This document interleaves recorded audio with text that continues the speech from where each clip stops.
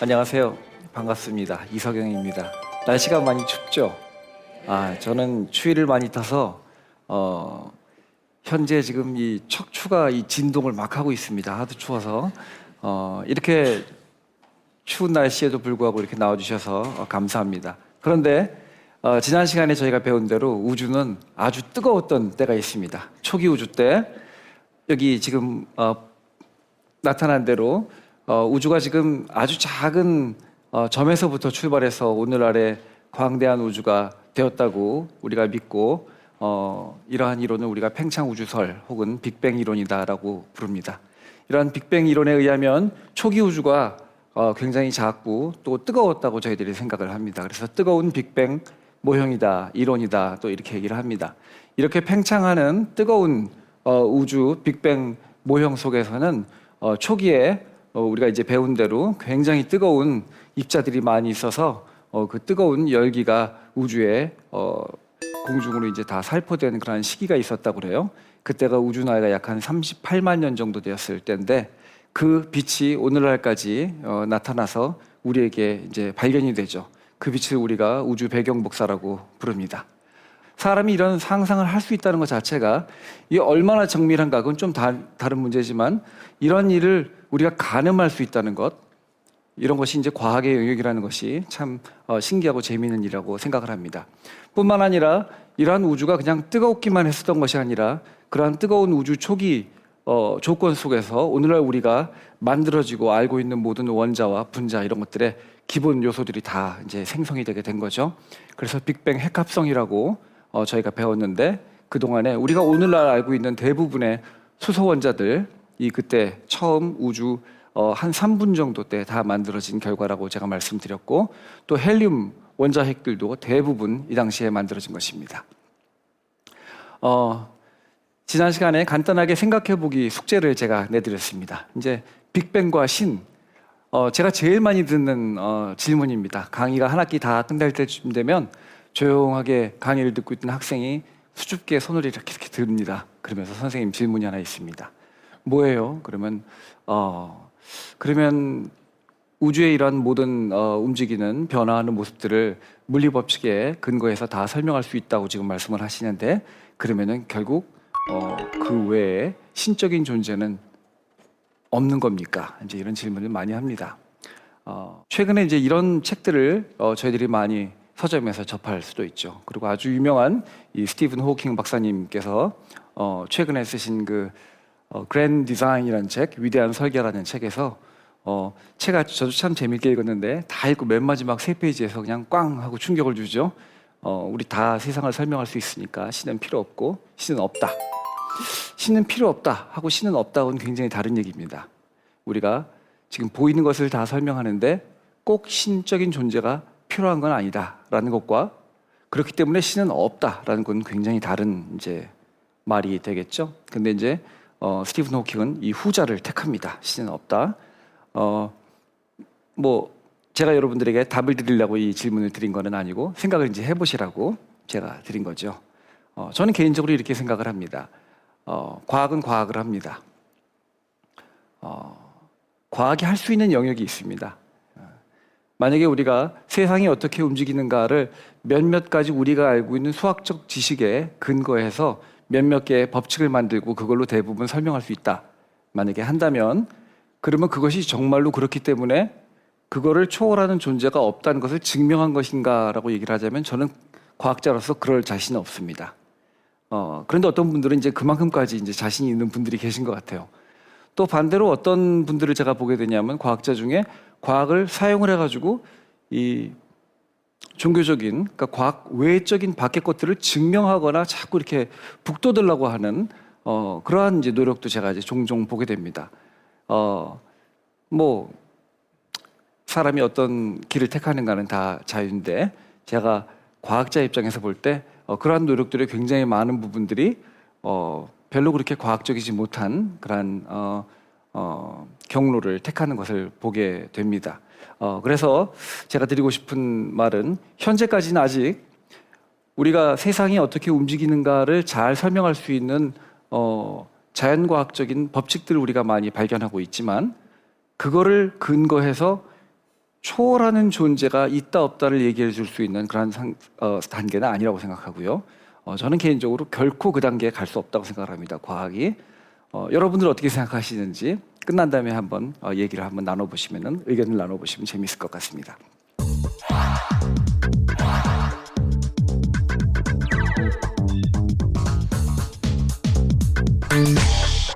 자, 아인슈타인이 일반 상대론을 이제 발견한 1915년 아인슈타인의 관심은 전부 다 한 군데로 쏠렸습니다.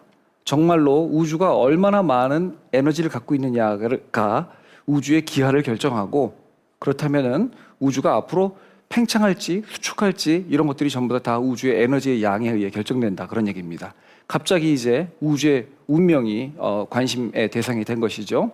만약에 아인슈타인의 일반 상대론이 맞다면 우주에 굉장히 많은 물질들이 있어서 에너지가 충만하다면 그러면 우주는 지금 현재 어떻게 팽창하고 있는지는 모르겠지만 결국은 다 재수축을 해서 한 점으로 모여들 거다. 이제 그런 얘기고요. 그렇지 않고 지금 무슨 이유인지 우주가 팽창하고 있는데 우주 안에 충분한 에너지가 없다면 그러면 이 팽창을 막을 힘이 없다. 이제 그런 얘기가 되겠죠.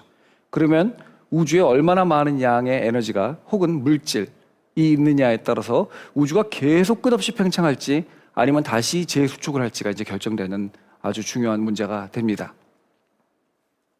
그런데 이것을 결정하는 임계값이 있습니다. 우주가 앞으로 계속 팽창할지 아니면 언젠가는 다시 재수축할지를 결정하는 임계 조건이 있는데 그 임계 밀도 값이 어느 정도냐면은 대략 거대한 사과 상자 하나에 수소 원자 5개만 있으면 돼요.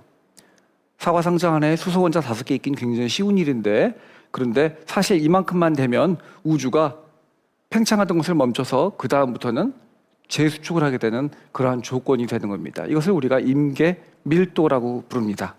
그런데 실제로 여러분들 지금 이 자리에 앉으셔서 아유 그렇게 조금밖에 필요가 없어? 그러면 우주는 벌써 이 방 안에도 얼마나 많은 물질들이 있는데 그러면 우주는 결국 재수축하겠군 이렇게 말씀을 하실 수가 있습니다. 그런데 실제로 우주 밖의 공간에 보면은 해, 달, 별, 은하들이 많이 꽉 차 있지만 우주 공간 전체 부피는 너무나 크기 때문에 평균 밀도는 굉장히 사실은 작아요. 그거에 대한 연구를 오늘 좀 해보려고 합니다. 아인슈타인의 일반 상대론에 의하면 임계 밀도보다 우주가 더 많은 에너지로 가득 차 있으면은 우주 공간이 아주 이상한 모양으로 뒤틀리게 됩니다. 거꾸로 우주가 만약에 임계 밀도보다 더 적은 양의 에너지를 갖고 있다면 그러면 또 다른 방향으로 휩니다. 오로지 딱 그 임계 밀도만을 가질 때만 우주가 편평하게 되는 거예요. 우리가 오늘날 알고 있는 편평한 그러한 공간 구조, 기하 구조를 갖게 됩니다. 지난번에 제가 이런 거 한번 했었는데 이거 받아보세요. 한 번 더 받아봐. 슉. 잘 받으셨습니다. 다시 한번 던져보세요. 아이고 잘 던졌어요. 이게 왜 가능합니까? 이게 가능한 것은 우리가 이 사이에 공간이 특별히 막 이상하게 장난쳐지 있지 않고 우리가 보는 대로 인지하는 대로 놓여있다 그렇게 믿기 때문 아닙니까? 이렇게 작은 스케일에서는 우리가 우주가 어떻게 공간이 기하가 휘었는지 알 수가 없지만 굉장히 큰 스케일로 가면은 그게 이제 중요한 일이 됩니다. 그런데 아인슈타인의 상대론에 의하면 임계 밀도보다 더 큰 밀도를 갖고 있는 우주는 아주 이상한 방향으로 휘고 또 더 작은 밀도를 가지면 또 다른 방향으로 휘고 그것을 2차원적인 평면에다가 우리가 그림을 그려서 예를 들어 보여드린다면 맨 아래에 있는 편평한 우주는 마치 저렇게 편평한 종이장 같이 굴곡이 없는 우주를 얘기하는 거고요. 맨 위에 있는 닫혀 있어서 결국은 다시 재수축하게 되는 우주, 밀도가 많은 우주. 그 다음에 가운데 밀도가 작아서 열려 있고 계속 팽창만 하게 되는 그러한 우주의 경우에는 우주의 공간이 만약에 2차원적인 평면으로 우리가 비유를 들자면 저런 방식으로 아주 해괴하게 휘어져 있다 그런 얘기예요. 공간이 휘었다는 것을 제가 여러분들에게 설명드릴 수 있는 방법은 없습니다. 왜냐하면 저희가 다 3차원적인 존재이기 때문에 3차원적인 공간이 어떻게 휘었는가를 머릿속에서 우리가 상상하기가 참 어렵기 때문입니다.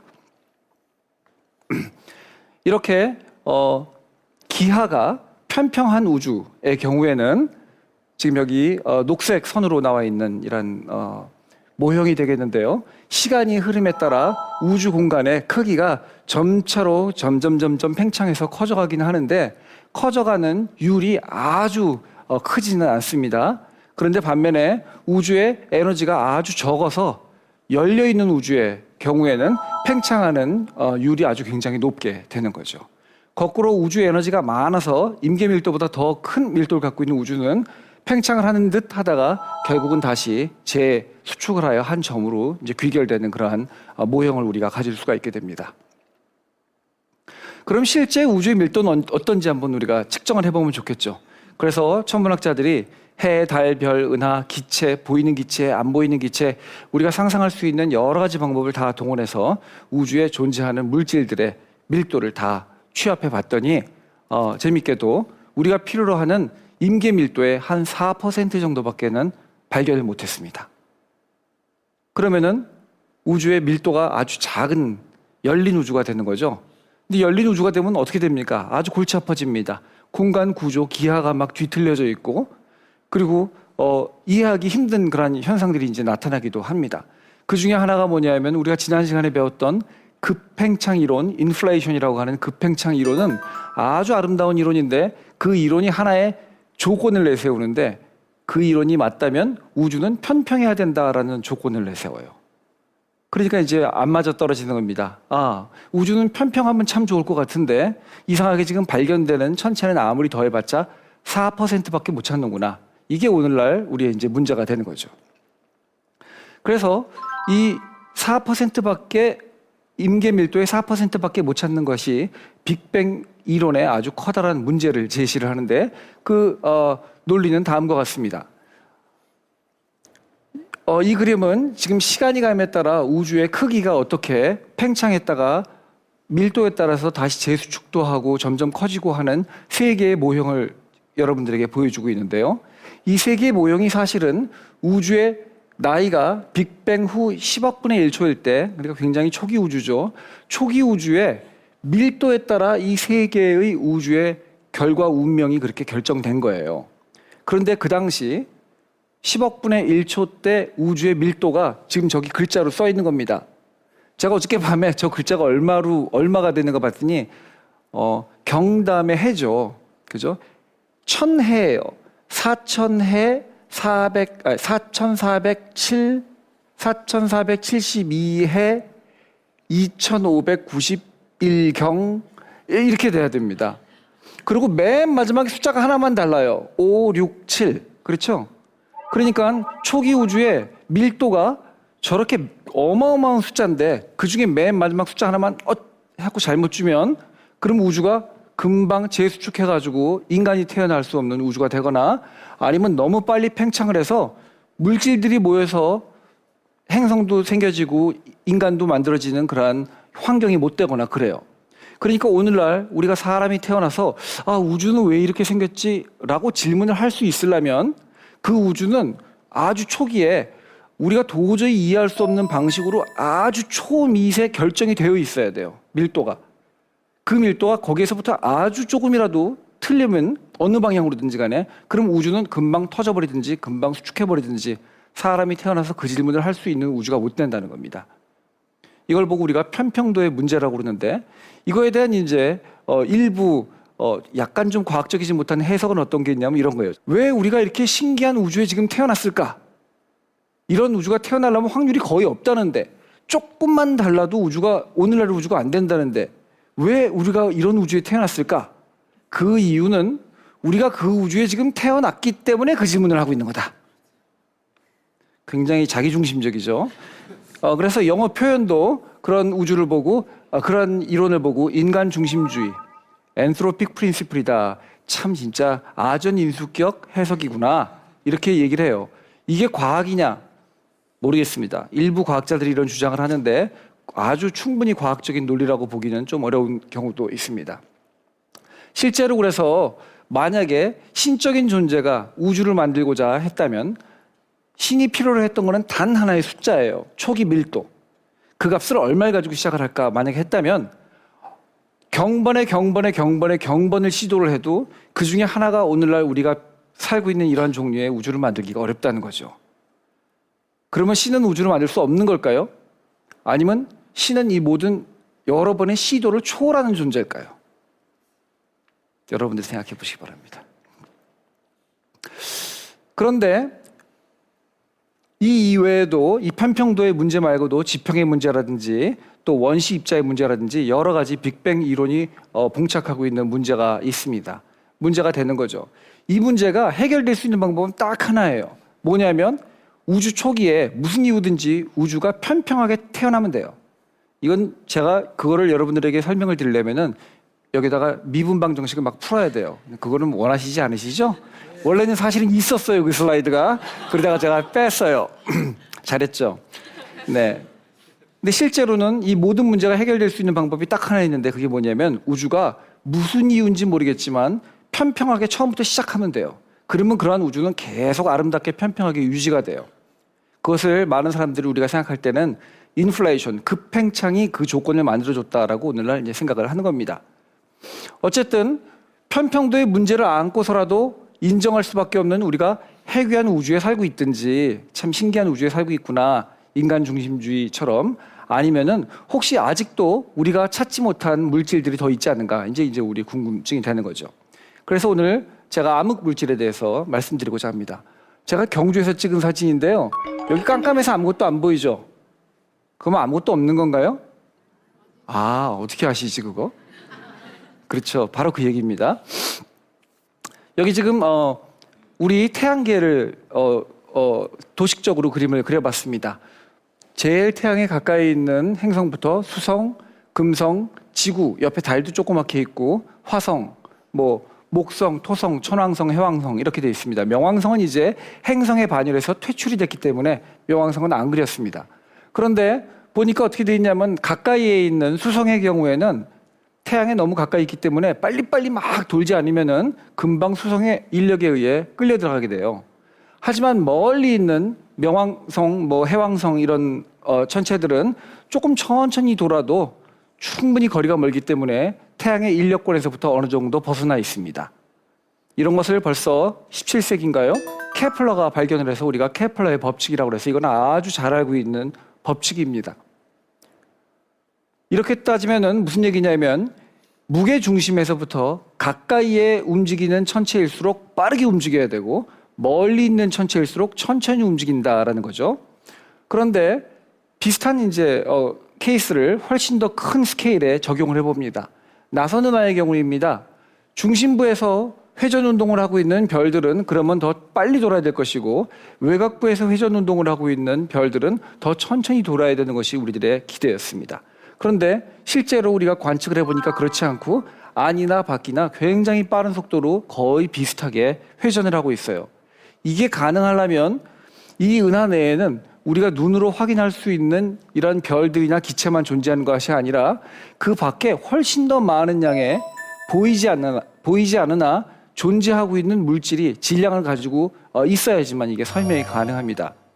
오늘날 우리가 암흑 물질이라고 부르는 건데 나선 은하의 회전을 통해서 나선 은하를 감싸고 있는 어마어마한 암흑 물질이 있고 그 암흑 물질이 웅덩이 같이 존재해서 우리가 오늘날 암흑 헤일로라고 부르는데 이런 것의 존재를 처음 밝힌 사람은 베라 루빈이라고 하는 미국의 천문학자였습니다. 그때가 대략 1980년도 정도 되었는데요. 사실은 언제나 보수적인 과학계 입장에서 볼 때 이렇게 알지 못하는, 알 수 없는, 보이지 않는 물질들이 은하 내에 가득 차 있다라는 말은 받아들이기 굉장히 힘들었겠죠. 그래서 이렇게 좋은 연구, 오늘날 역사학적으로 볼 때 굉장히 좋은 연구를 했음에도 불구하고 베라 루빈은 그 연구의 성과에 대해서 금방 좋은 평가를 받지 못하였습니다. 그 이후에 일부 과학자들이 베라 루빈의 주장을 검토하고 또 재증명하기 위해 여러 차례 관측을 실시하게 되었는데 그러한 관측 연구를 통해서 베라 루빈의 연구 결과가 맞았다는 것을 증명하게 되었습니다. 그리고 났더니 그때가 대략 한 1983년도 이 정도 되었는데 한 50년 전, 40년 전 일이 생각이 나게 되었습니다. 사실은 이 베라 루빈이 나선팔 은하의 회전 속도 곡선 연구를 통해서 암흑 물질의 존재에 대해서 연구를 하여 발표하기 훨씬 이전에 1930년대 중반에 미국 칼텍에 있는 스위키라고 하는 교수가 비슷한 주장을 하였습니다. 스위키 교수는 나선팔 은하에 대한 연구를 통해서 그런 주장을 한 것이 아니고 은하들이 많이 모여 사는 은하단 내에 있는 은하들의 공간 분포를 연구하여서 그러한 주장을 하게 되었는데요. 사실은 그 이야기가 오늘 잠깐 짚고 넘어갈 만큼 재미있는 이야기입니다. 그때가 1937년인데요. 스위키 교수는 은하단 내 은하들이 공간 분포를 이제 하고 있는 것을 이제 보았는데 사실은 그때가 은하가 무엇인지를 알게 된 지 얼마 안 됐을 때였습니다. 1926년에 에드윈 허블이 우리 은하 밖에도 은하가 있다는 것을 처음 이제 발견을 해서 알았기 때문에 보수적인 과학계 입장에서 볼 때 1937년이라는 시점은 은하에 대해서 충분한 지식을 가졌던 그러한 시점이 아닙니다. 그런데 이분은 은하뿐만 아니라 이제 은하들이 모여 사는 은하단을 정의를 하고 그 은하단 내에 은하들이 공간을 어떻게 분포하는지를 관측하고 그것을 고전역학적인 개념을 도입해서 만약에 이 은하단 환경이 중력적으로 평형 상태를 이미 유지한 그러한 곳이라면 은하가 어떻게 공간적으로 분포되어 있는 것만 알면 그 안에 얼마나 많은 질량이 갇혀 있는지를 알 수 있다라고 생각을 했습니다. 100년이 흐른 오늘의 입장에서 볼 때 전 스텝이 다 아주 명쾌하고 옳은 그런 논리적 전개였죠. 하지만 그 당시에는 아무도 그것을 믿지 않았습니다. 더욱이 그 연구의 결과가 스위키 교수와 이러한 은하단 내에 은하들의 질량을 합친 것보다 훨씬 더 많은 양의 질량이 존재하는 것 같다라고 주장을 하여 보이지 않는 물질이 은하단 속에 있다라고 얘기를 했기 때문에 사람들은 더욱 믿을 수가 없었던 거죠. 이제 겨우 우리 은하 밖에 은하가 있는지 이제 겨우 알았는데 그리고 그것도 아직도 의심의 눈초리를 보고 있는 사람들이 많았는데 이분은 그 은하들의 도시화된 부분을 연구를 해서 거기에서부터 또 물리학과 천문학의 그러한 연구를 연계한 다음에 최종 결론을 우리가 볼 수 없는 종류의 물질이 우주엔 존재한다라고 결론을 내렸으니 보통의 과학자들이 그걸 어떻게 받아들일 수 있었겠습니까?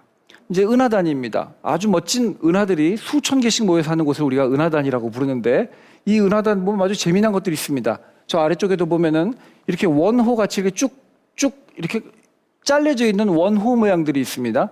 이것들은 뭐냐면요. 누가 장난을 해놓은 게 아니라 이 은하단보다도 훨씬 더 멀리 있는 다른 천체의 빛이 우리에게 오는 과정 중에 이 은하단의 어마어마한 질량 때문에 빛이 휘어가지고 우리한테 보이는 거예요.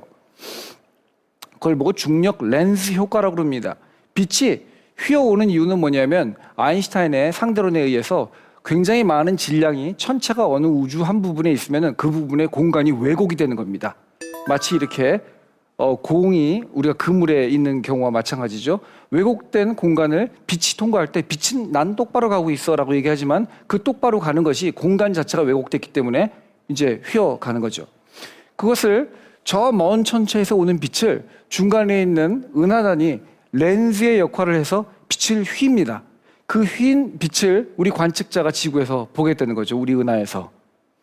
그렇게 보여진 것이 아까 그 은하단이고 이렇게 해서 우리가 이 렌즈 효과를 잘 사용해서 수학 모델을 만들면은 그 모형에 의해서 이 은하단 내에 총 어느 정도의 질량이 있는지를 우리가 계산해낼 수가 있는데 그 계산된 양이 은하단 내에 존재하고 있는 은하들의 질량의 합보다 훨씬 더 많은 게 이제 문제가 되는 거죠. 이것이 바로 조금 전에 말씀드렸던 암흑 물질에 대한 이제 또 다른 증거가 됩니다. 이 외에도 증거는 아주 많이 있지만 오늘은 두 가지만 말씀을 드립니다. 재미있어서 하나 가져온 건데 제 친구 스테판 콜롬비라고 하는 파리에 있는 연구자가 만든 그림이에요. 빛이 저쪽이 이제 왼쪽이 과거의 한 시점이고요. 이 가까운 쪽이 오늘날입니다.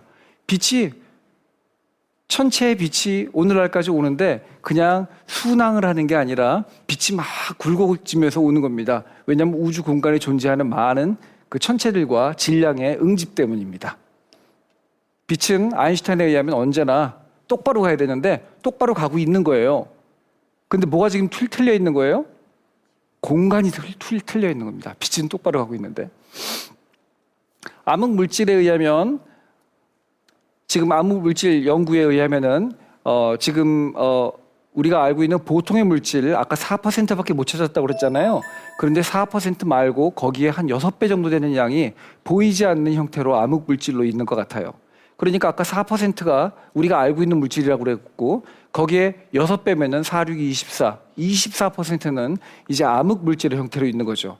그러면 보이는 물질과 안 보이는 물질을 합쳐서 우리가 물질이라고 통칭을 하면, 물질이 우리가 필요로 하는 임계 밀도의 약 한 28% 정도를 설명할 수 있다. 지금 이렇게 된 겁니다. 아직도 열린 우주예요. 저는 개인적으로 열린 우주 별로 안 좋아하거든요.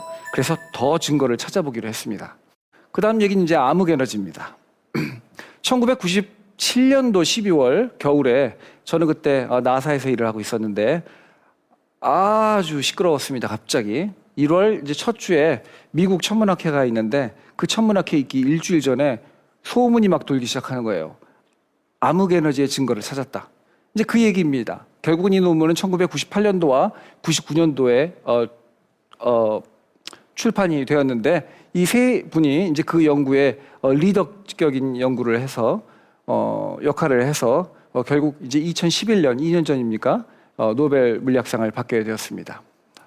이분들이 뭘 했냐면은 아주 독립적으로 우주의 이제 별들 중에 작은 별 말고 큰 별들은 죽을 때 아주 거대하게 폭발을 하면서 죽습니다. 그걸 보고 우리가 초신성이라고 그럽니다. 초신성 폭발을 한 이런 대표적인 예인데요. 이거는 이제 개 자리에 있는 성운이다. 그래서 우리가 개성운이라고도 부르기도 합니다. 어마어마하죠. 이렇게 초신성이 터지게 되면은 어쩔 때는 이 가운데 있는 은하의 빛보다도 순간적으로 초신성 하나의 빛이 더 밝은 경우도 있습니다. 그런데 은하는 초신성보다 무게가 1000억 배나 더 무겁습니다. 그러니까 초신성이 은하보다 갑자기 더 밝아진다는 건 상상하기 힘든 일이죠. 거의 마치 5천만 명이 사는 우리 대한민국에 어떤 어린이가 하나 딱 나오더니 내일 아침에 딱 일어났더니 나머지 5천만 명을 다 합친 것보다도 더 거대하게 되는 거나 마찬가지입니다. 믿기 힘드시죠? 그런 일이 우주에서는 일어나는 거죠. 그런데 재미난 일은 이 초신성들 중에 어떤 특정한 초신성, 1A형 초신성은 어떤 특성을 갖고 있냐면 비교적 언제나 같은 밝기로 터져요. 아주 복잡하지만 사실은 간단히 말씀드리면 비교적 같은 밝기로 터져요. 그러니까 이 초신성을 우리가 발견만 하면 얼마나 밝게 보이느냐에 따라서 가까이 있는지 멀리 있는지를 잘 알 수 있다. 이제 그런 얘기입니다. 그렇게 해봤더니 이게 우리가 제가 아까 보여드렸었던 우주의 운명에 관한 도식적인 이해입니다. 밀도가 얼마나 많으냐에 따라서 계속 빠르게 팽창하는 열린 우주가 될 수도 있고, 아니면 밀도가 굉장히 많으면 다시 재수축하는 우주가 될 수도 있다. 우리가 이렇게 모델을 3개 그림을 그렸잖아요. 그런데 초신성을 통해서 우리가 공부를 해봤더니 이 3개 중에 하나도 아니에요. 3개 중에 하나도 아니고 지금 여기 분홍색으로 나와 있는 것 같은 아주 이상한 형태의 그래프가 나타난 겁니다. 초신성의 장점은 그 전에 우리가 연구했었던 다른 천체에 비해서 훨씬 더 밝기 때문에 우주의 아주 과거 먼 시점까지 볼 수 있다는 장점이 있어요. 그러니까 초신성 연구가 참 관심이 있었던 거죠. 그런데 이 3개의 모형 중에 하나도 아니에요. 그래서 이 연구들을 발표했던 사람들이 전부 다 자기 연구가 잘못됐는 줄 알고 그 자료 분석을 서너 번을 계속 다시 했어요. 그러다가 언제 자기들이 확신을 얻게 됐냐면 2가지인데, 하나는 전혀 다른 2개의 독립적인 팀이 똑같은 결과를 얻었을 때, 그 다음에 또 하나는 이렇게 해놓고 보니까 이 복잡한 핑크 라인, 저 분홍색 선이 말입니다. 100년 전에 누가 이런 예언을 한 적이 있어요.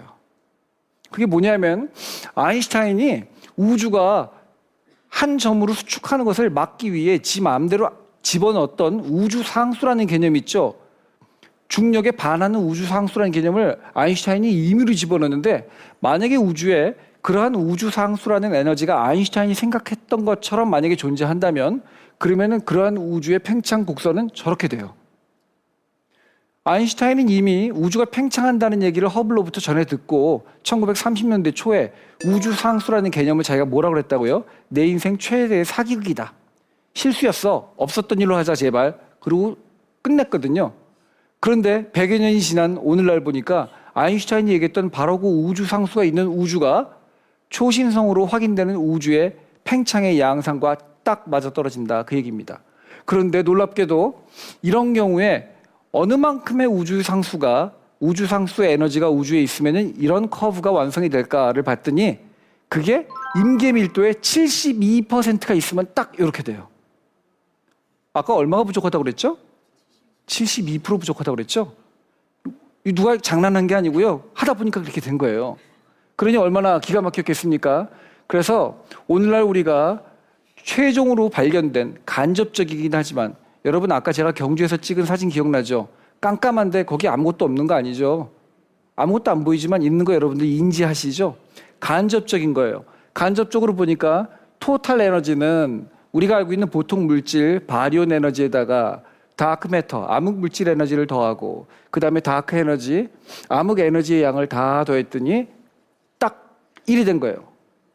우리 지금 결과가 어떠냐면 1 더하기 빼기 0.02예요. 오차가 그거밖에 안 된단 말이에요. 깜짝 놀랐죠? 결국 편평한 우주, 급팽창이 얘기한 그 편평한 우주 찾은 거죠. 과학자로서 저는 아직도 의심이 많아요. 여기에 대해서. 그런데 충분히 이거는 훌륭한 결과다라고 얘기를 해서 2년 전에 노벨상까지 줬으니 뭐 모르죠. 한 50년 후에 틀린 걸 또 발견할지도. 하지만 어쨌든 대단히 흥미로운 것은 사실입니다. 그러면 아인슈타인의 우주상수는 그가 말한 대로 그 일생일대의 사기극이었을까요? 아니면 아무도 예측도 못했던 최고의 업적이었을까요? 그럼 우주상수 에너지는 도대체 무엇이냐? 아직 몰라요 우리가. 그런데 제일 우리가 가능성 있다고 생각하는 것은 공간 자체가 갖고 있는 에너지예요. 아우, 이건 또 무슨 소리예요? 진공, 한자어로 진공하면 진짜 없다는 얘기죠. 그런데 양자역학적으로는 진공은 뭐냐면 진공 내에 있는 물질들이 서로 두 개가 서로 생겼다 없어졌다 생겼다 없어졌다 하는데 그 생겼다 없어졌다 하는 시간이 너무 짧아서 우리가 발견을 못한다는 거예요. 그게 양자역학적으로 정의되는 진공의 정의예요. 그러니까 그런 일이 가능하려면 그 진공 내에도 에너지가 있어야 돼요. 에너지가 없으면 그런 일이 불가능해요. 그래서 세계에서 제일 똑똑한 과학자들이 모여가지고 진공이 가질 수 있는 에너지를 계산을 해냈어요. 한 사람이 아니라 아주 수백 명이 최고로 똑똑한 사람들이 모여가지고 계산을 했어요. 우리가 원하는 값은 0.7을 찾으면 돼요. 0.72. 그게 우리가 찾고자 하는 값이에요. 0.72 대신에 0.8 찾으면 어때요? 오케이. 그 정도라면. 근데 0.8 아니라 1.2면, 10이면, 100이면, 근데 값이 10에 120 제곱이 나왔어요. 믿을지 안 믿을지. 그러니까 분명히 진공이 뭔가 하고 있는 것 같긴 한데, 아직은 이론적인 예측과 우리가 찾고자 하는 이러한 값과는 아주 많이 큰 괴리가 있다. 이제 그런 얘기죠. 조화 모형. 어쨌든 우리가 인류가 시작된 이래 최초로 우리가 드디어 우주에 대해서 어떤 한 이론을 갖게 되었는데 이 이론상 지금까지 관측된 거의 모든 관측적 사실이 전부 다 이해될 수 있는 패러다임을 우리가 갖게 되었어요. 그래서 이거를 우리가 조화 모형이라고 부릅니다. 이 조화 모형에 의하면 우주는 편평해요. 다행히. 던지고 받을 수 있을 정도로 이렇게 가까운 거리뿐만 아니라 아주 어마어마한 거리까지도 던지고 받을 수 있을 정도로 우주의 기하는 뒤틀리지 않고 편평하다, 아름답다. 급팽창이 예측한 그대로다. 그런데 그중에 우리가 알고 있는 바리온 물질은 4%만이고 있는지 확실한 것 같은데 뭔지 모르는 암흑 물질이 한 4%되고 그 다음에 정체를 도저히 알 수 없는 그런 새로운 종류의 에너지가 또 72% 돼서 지금 다 이렇게 하나의 그림을 만들고 있는 것 같아요. 만약에 그렇다면 우리가 우주의 나이를 아주 정밀하게 계산해낼 수가 있어요. 그 계산을 해보면 137억 년이 나옵니다. 그리고 우주는 현재 계속 그리고 또 가속적으로 팽창하고 있습니다. 그럼 이제 생각해보기 마지막 숙제를 또 하나 드리겠습니다. 조화 모형에 의하면 저희가 지금 필요로 하는 에너지 100%를 다 찾은 것 같아요. 그죠? 다 찾은 것 같아요. 근데 그 중에 4%만이 우리가 알고 있는 보통 원자로 구성되어 있는 물질이에요.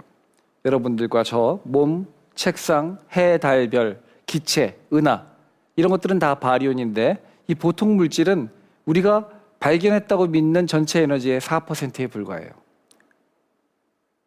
그리고 그거의 6배나 되는 양이 우리가 알 수 없는 물질이라고 그러고 그거보다 수십 배나 되는 양이 우리가 알 수 없는 종류의 에너지라고 그래요. 그럼 제가 이제 우리 학생들한테 이렇게 말할 수 있습니다. 내가 확실히 아는데 나는 확실히 모른다. 내가 진짜 확실히 아는 거 하나 있는데 그건 뭐냐면 내가 정말로 모른다는 그것이다. 그럼 질문이 이겁니다. 그럼 제가 아는 겁니까? 모르는 겁니까? 안다고 생각하시는 분 한번 손 들어보십시오. 모른다고 생각하시는 분 생각 좀 해보십시오. 이게 아는 건지 모르는 건지, 그리고 만약에 이것이 아는 거면 왜 아는 건지, 이게 모르는 거면 그러면 모르기 때문에 가치가 없는 건지 오늘의 숙제입니다. 다음 시간에 뵙겠습니다.